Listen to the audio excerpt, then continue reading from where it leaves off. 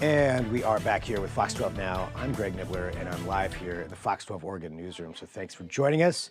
We live stream here every weekday, and we cover a wide range of topics. I always like to remind everybody of that. And we also talk about different events and things that you can participate in and enjoy. And that's what we're going to be talking about right now. The return of the Black and Loud Festival, Seattle and Portland. I think third year in Portland, if I heard that right, coming back here. We're going to discuss exactly what this is. We've got Cameron joining us. It's so great to have you here on the show, as always, and another year to talk about this. And I think, for those who don't know, I always love hearing an origin story. And I wondered if you could, let us know a little bit about yourself and then also how this all came about. Absolutely. Yeah. What's up? My name's Cameron Lavi Jones. I am the founding member of the Seattle alternative rock band King Youngblood, and I'm also founder of Black and Loud Fest. Black and Loud Fest is a music festival that, truthfully, it's more of a celebration of Black fronted bands that everyone, regardless of what you look like, is invited to. This is our third year bringing it to Portland, but it's our fifth year as a festival, which I'm really excited about. But this music festival was born out of necessity. In the Pacific Northwest, the reason why I started my band was because I wish I had more people that looked like me making the kind of music that I really loved. Black and Loud Fest is honestly a huge extension from that, where wanting to make sure that even though we're in somewhere where it might feel a little bit like a diaspora, that we're giving folks an opportunity to experience how big of a pantheon Black music really is, from soul to rock to jazz to blues to pop. All those genres under the sun are components of the history of Black music history. And I want to make sure that the folks in the Pacific Northwest get an opportunity to experience that lineage and be a part of the celebration that means so much to me and so many other bands hailing from across the United States. And that's amazing. Like having all of that together too in one festival. That's quite a feat. Just showing, as you mentioned, some of that such a wide range of types of music and performers and performances and just all of that. What is one of the biggest things? You mentioned that this is the fifth year. And fifth year as a whole, third year here in Portland. What's one of the biggest things that you've learned since starting this to where you're at now? Man, the biggest thing I've learned from founding this festival and continuing to push it forward is that there is no bigger feeling than knowing that you're creating something that people need. I haven't had a single festival year where either somebody on the lineup or a concert goer came up to me and said, I didn't know how much I needed this until I experienced it. And it makes all of the sleepless nights, all of the drives down to Portland to handbill and poster myself, all of the calls and scheduling and coordinating and figuring out all the bits and pieces that make this happen, especially as a DIY team really fronted by me. It brings me so much joy that the lesson I keep learning every year is how important this festival is, not just to me, but the people that get to experience it. Yeah, the performers, the people attending, everybody involved with it, and yeah, I don't want to look over that too. That's a lot of work putting on a festival of any Who are you kind. telling me? I You are mean, telling me. yeah, coordinating a billion emails. You probably never sleep because somebody's, yeah, that's a lot. So I have a lot of respect But just it's on worth that it. end. Yeah, and worth But it it's in the worth it. end because it's something you believe in, and as you mentioned, it's something that people appreciate and needed. And want to be a part of. So for people though who haven't attended before, what is the experience like when they go in to Black and Loud Fest, whether it's Seattle, whether it's Portland, or wherever it may be, if they're going in for the first time?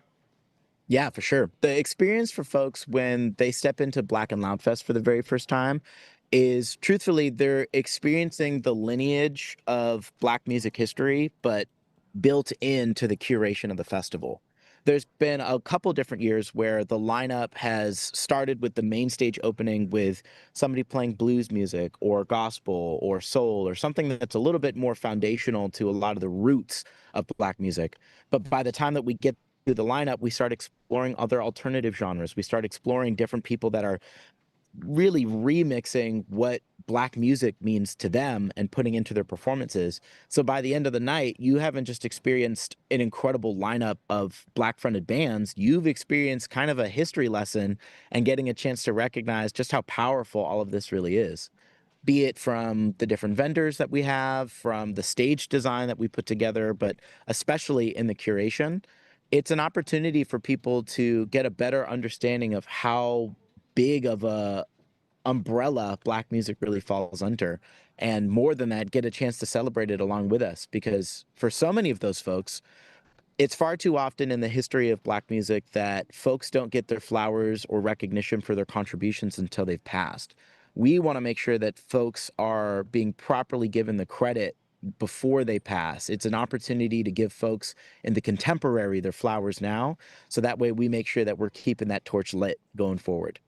You know, when you think about curation for festivals, sometimes, you'll look at a festival lineup and then there's a lot of festivals out there. You'll be like, what does this even mean? How are all these bands put together? Maybe it's just, oh, this one will sell a lot of tickets or that's all it's about.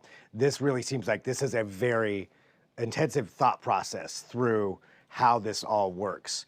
And so when you're doing that, what does that take to do that? And how long does that take to do? Man, well, the process can be intense. I'm not going to sugarcoat it, but Yeah. at the core, I think that intentionality is worth it for the concert goers, for the artists, but especially the community that benefits from events like this. I'm more than happy to take the time that's necessary to try to be the best festival founder that I can and make the best festival that I possibly can. But a lot of that always is going to come down to who do I feel like has impacted not just me, but the contemporary of Black music culture to this day. I'm really, really proud of the lineup this year because it's not just hitting one genre or anything like that in the same way that we try to shoot for every year.